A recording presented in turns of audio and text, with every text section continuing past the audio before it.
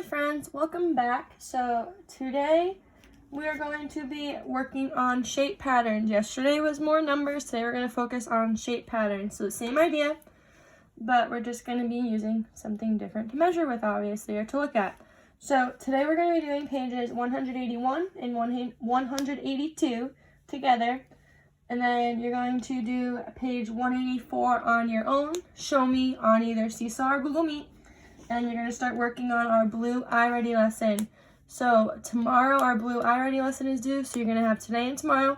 So make sure you're kind of pacing yourself and figuring out what you need to do to get everything done in the next couple of days, okay?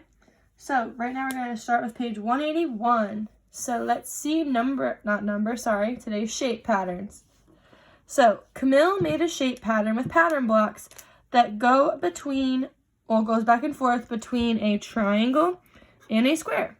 Show the pattern that Camille made. Now it goes back and forth, so that means every other one is going to be that shape. So it's going to have a back and forth kind of pattern.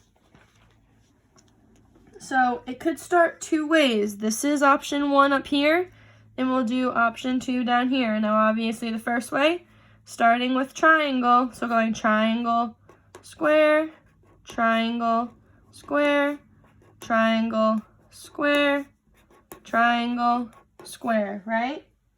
So it would be like that.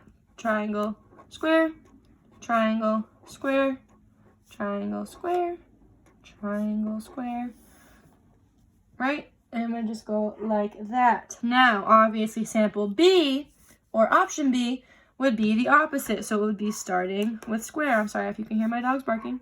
So I start with square, then go square, triangle, square, triangle, square, triangle, square, triangle. So again, it's the same exact pattern. We're still rotating back and forth between squares and triangles, but it's just a matter of which one you would like to do first, okay? Super duper easy, just like we did in the warm-up, right? So again, it's important to notice the vocabulary in these problems. This one said back and forth. If it had said every other two are a triangle, it would look like square, square, triangle, square, square, triangle. So it's important that we pay attention to the vocabulary, okay? And it's just on the back, as always, kind of putting it into a different view for you. You could have, if we had pattern blocks with us like we would have in the classroom, we could have done it that way, or with how we did, we could draw them in, order them, and name them, just like we did on the front. So this one is super duper simple, friends. I think you are all going to rock page 184, and we can actually look at it super quickly together. Oh, where'd my 184 go? Here it is. So 184, this is what you're doing on your own, so we're not going to go over answers together, but I just want to explain it to you. So, number 7, the pattern below follows the rule, add a row of 2 circles each time. Describe, I love that word describe, how the total number of circles in each figure of the pattern is related to the number of the figure. Now, this one sounds scarier than it is, so I wanted to go over it with you. So every time we are increasing by that 2, right? So every time it gets bigger by 2. So if it helps you to kind of figure out the pattern more, you can, or you can just think about how much bigger it gets every time, okay?